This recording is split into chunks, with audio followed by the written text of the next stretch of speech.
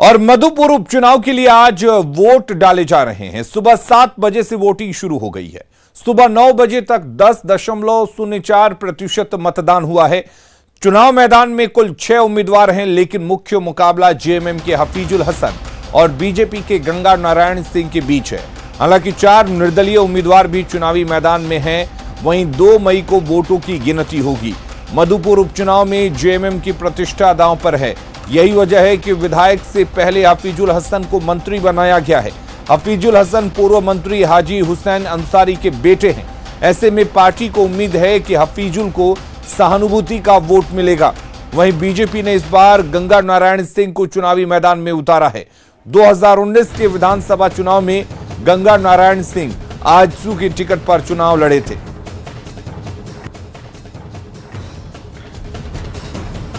Sir, जिला प्रशासन के द्वारा और जो चुनाव आयोग के द्वारा दिशा निर्देश दिया गया है, गाइडलाइन के अनुसार हम लोग आज उपचुनाव मधुपुर में करवाने जा रहे हैं 2021 का।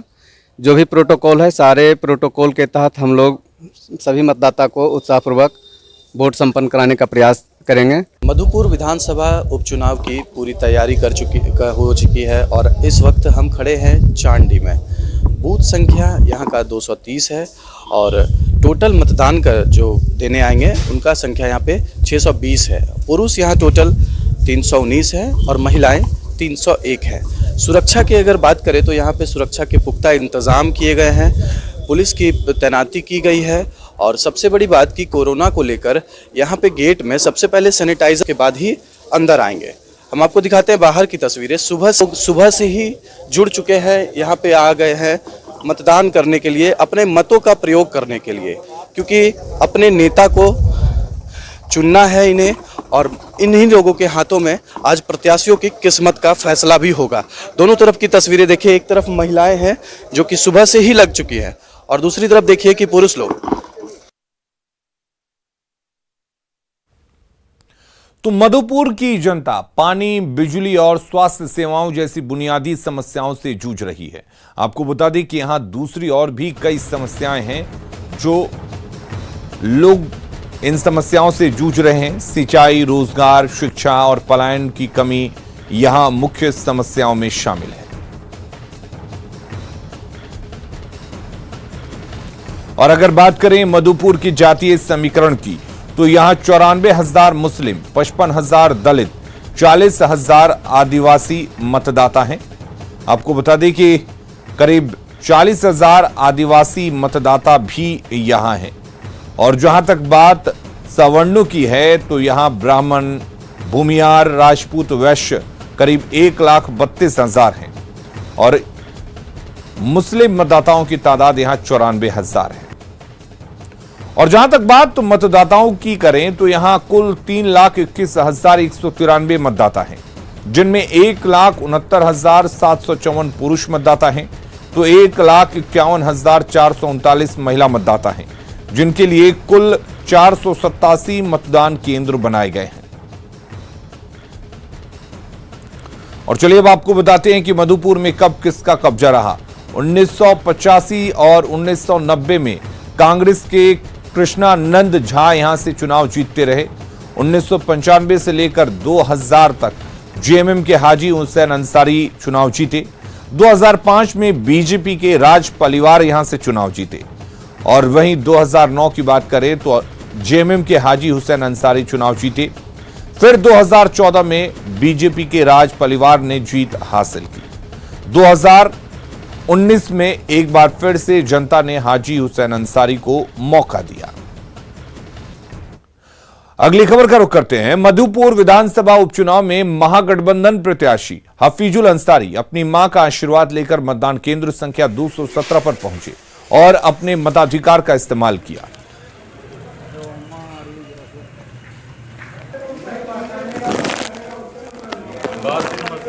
ध्यान है, जितना उम्मीद नहीं था, चारों तरफ से जो समर्थन मिल रहा है, मैं मधुपुर की जनता का आभार प्रकट करता हूं और ये ऋण मैं जिंदगी भर चुकाने के लिए तैयार हूं कि हाजी साहब के नाम से सभी में श्रद्धांजलि दे रहे हैं।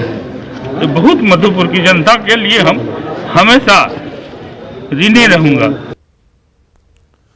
मधुपुर उपचुनाव में प्रशासन की ओर से पूरी कोशिश की जा रही है कि कोरोना प्रोटोकॉल का पालन हो। हमारे सहयोगी मनीष दुबे ने एक बूथ का जायजा लिया। मधुपुर विधानसभा उपचुनाव को लेकर सुबह से ही मतदाताओं में काफ़ी उत्साह है। सुबह 7 बजे से ही मतदाता अपने अपने मतदान केंद्र पहुंचकर मतदान कर रहे हैं। 487 बूथों में वोट डाले जाएंगे। इस वक्त हम हैं मधुपुर बाजार के 96 नंबर बूथ संख्या 196 बूथ संख्या पर। यहाँ की व्यवस्था हम आपको दिखाते हैं कि सबसे पहले यहाँ पे सैनिटाइजर के लिए यहाँ पे मशीन लगाया गया है। साथ ही मास्क का भी यहाँ पे रखा गया है कि लोग जो अगर मास्क नहीं लगा के आ पा रहे हैं उनको मास्क दिया जा सके।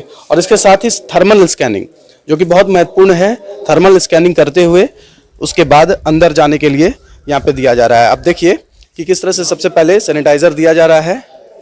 हाथ सैनिटाइज करने के बाद थर्मल स्कैनिंग किया जा रहा है। इनका टेम्परेचर देखा जा रहा है। क्योंकि ये मास्क लगाए हुए हैं इसलिए यहाँ से मास्क इनको नहीं मिल रहा है। किस तरह की व्यवस्थाएं आप लोग यहाँ पे करके रखे हुए हैं? पर जो भी चुनाव आयोग के द्वारा व्यवस्था की गई है, सैनिटाइजर करना है पहले, उसके बाद उस थर्मल स्कैनिंग करना है, और जो मास्क नहीं पहन के आए हैं उसको मास्क देना है, ग्लव्स भी देना है। प्लास्टिक का एक सिंगल यूज वाला ग्लव्स है वो भी देते हैं, हम लोग हैं वो भी दे रहे हैं। और अच्छा व्यवस्था सुबह से ही है और लोगों में उत्साह है। लंबी कतार लग चुकी है और धूप के कारण ज़्यादा धूप ना हो इसलिए सुबह सुबह ही लोग लगे हुए हैं यहाँ पर। ज़्यादा धूप में परेशानी ना हो इसलिए सुबह सुबह।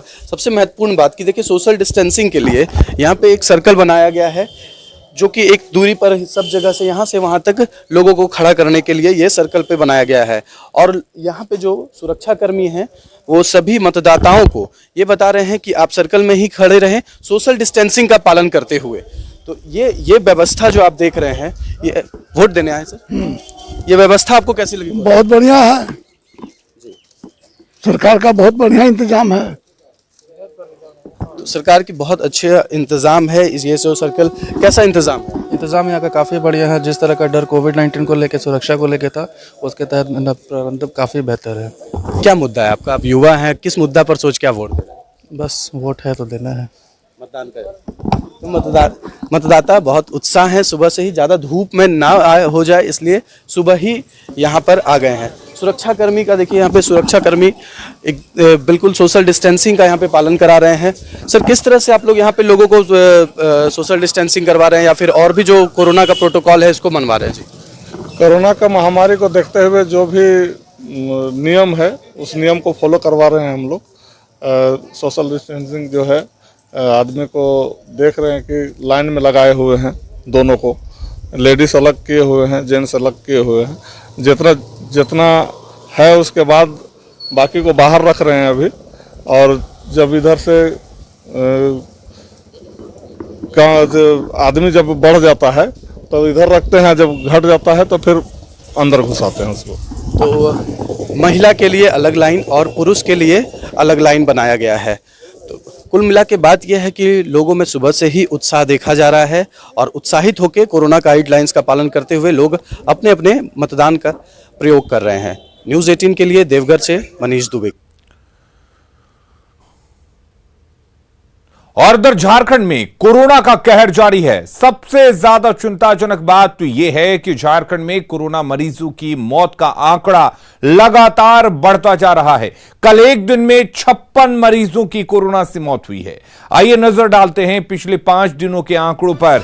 12 अप्रैल को 2366 कोरोना के मरीज सामने आए थे। 13 अप्रैल को यह आंकड़ा बढ़कर 2844 तक पहुंच जाता है। 14 अप्रैल को 3198 नए कोरोना के संक्रमित मरीज मिलते हैं। 15 अप्रैल को 3480 यानी कि 3480 कोरोना के नए संक्रमित मिलते हैं और 16 अप्रैल को यह आंकड़ा बढ़कर 3843 तक पहुंच जाता है।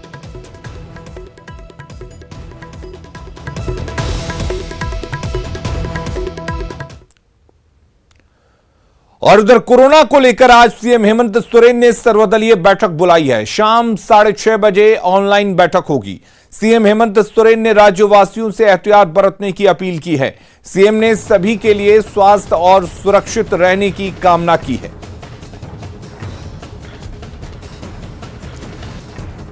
तो जिस तरीके से झारखंड में कोरोना के मरीजों का आंकड़ा बढ़ता जा रहा है, वहीं कोरोना में डेथ रेट जो है वो काफी ज्यादा हाई है, यानी कि मरने वालों का आंकड़ा भी काफी ज्यादा है। ऐसे में सरकार ने चिंता जाहिर की है। सरकार ने सर्वदलीय बैठक बुलाई है ताकि कोई सख्त फैसला लिया जा सके। और आज शाम 6:30 बजे हेमंत सोरेन ने सर्वदलीय बैठक बुलाई है। आपको बता दें कि वर्चुअली ये बैठक होगी। हमारे साथ अविनाश जुड़े हुए हैं। अविनाश, जिस तरीके से झारखंड में कोरोना मरीजों का आंकड़ा बढ़ता जा रहा है, वहीं कोरोना से मरने वालों की तादाद भी दिन ब दिन बढ़ती जा रही है। लोग बावजूद इसके मानने को तैयार नहीं है। तो क्या यह माना जाए कि सर्वदलीय बैठक में आज कोई सख्त फैसला लिया जा सकता है? नहीं, जरूर अलीम। और आपने देखा होगा इससे पहले जो हाई लेवल मीटिंग हुई थी उस दिन भी मुख्यमंत्री ने इस ओर इशारा किया था कि इस वक्त जिस तरह से कोरोना से संक्रमित लोगों के आंकड़े बढ़ रहे हैं, मौत के आंकड़े बढ़ रहे हैं, सरकार को फैसले लेने के लिए भी समय जो है उसकी रफ्तार को बढ़ाना होगा। और आज जिस तरह से सर्वदलीय बैठक बुलाई गई है, ये माना जा रहा है कि तमाम दलों से ये राय ली जाएगी, विचार विमर्श किया जाएगा कि आज इस महामारी में क्या कुछ झारखंड के लिए किया जाना चाहिए। दो चीजें पहले से ही अलीम यहाँ चल रही हैं। कई बार अगर हम सरकार के अंदर से भी बात करें तो जीवन और जीविका, ये दो शब्दों का इस्तेमाल लगातार कांग्रेस की तरफ से हो रहे थे कि दोनों ही चीजें साथ साथ चलनी चाहिए।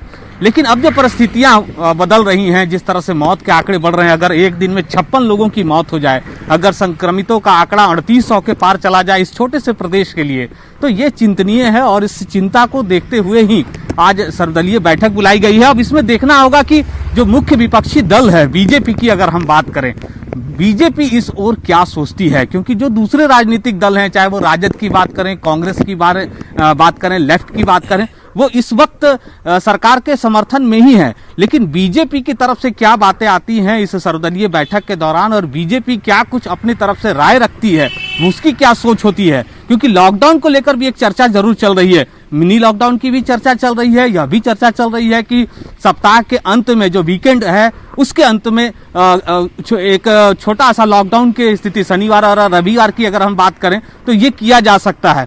वहीं रात के 8 बजे से लेकर सुबह 6 बजे तक के लिए जिस तरह से अभी पाबंदी है उसे और पीछे घटाया जा सकता है। 6 बजे शाम से लेकर शाम 6 बजे तक की भी चर्चा चल रही है। तो कई तरह की चर्चाएं चल रही हैं। सरकार के अंदर खाने से ही ये चर्चा बाहर आई है। लेकिन अब एक राय किस बात पर बनती है, किस तरह की सख्ती के लिए सरकार आगे कदम बढ़ाती है, इसके लिए थोड़ा इंतजार करना होगा। शाम तक का वक्त का इंतजार करना बिल्कुल होगा। आप नजर बनाए रखिए। हम लगातार आपसे इस बैठक पर जानकारी लेते रहेंगे क्योंकि ये अहम बैठक है। इधर झारखंड में हर दिन कोरोना नया रिकॉर्ड कायम कर रहा है। कोरोना संक्रमण के बढ़ते खतरे के बीच रांची सदर अस्पताल में प्रतिनियुक्ति कई डॉक्टर ड्यूटी से गायब मिले, जिसे लेकर डीसी ने सभी को शो कॉज नोटिस दिया है।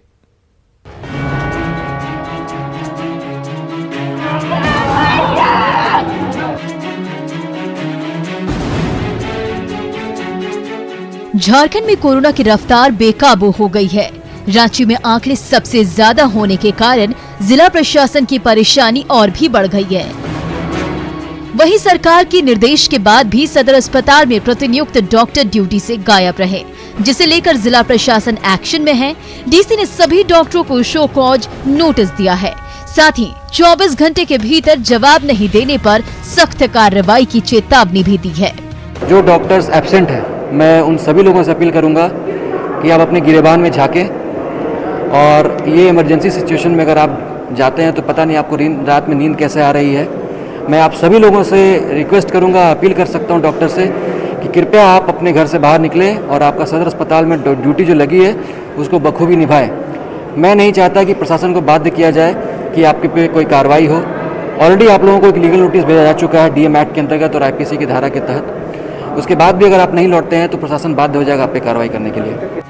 सीएचसी तमाड़ के डॉक्टर मार्शल लुगून, स्वास्थ्य केंद्र मैक्सुलीगंज की डॉक्टर ईशानी सिंह, स्वास्थ्य केंद्र सार्जमडीह तमाड़ की डॉक्टर स्नेह संध्या, प्राथमिक स्वास्थ्य केंद्र पिठौरिया के डॉक्टर कीर्ति त्रिपाठी, सामुदायिक स्वास्थ्य केंद्र और मांझी के डॉक्टर राजीव भारद्वाज, ESIC नामकुम के डॉक्टर अभिनीत सिद्धार्थ, प्राथमिक स्वास्थ्य केंद्र चान्हो की डॉक्टर सरिता कच्छप और रेफरल अस्पताल मांडर की संध्या सिन्हा को शो कॉज नोटिस मिला है।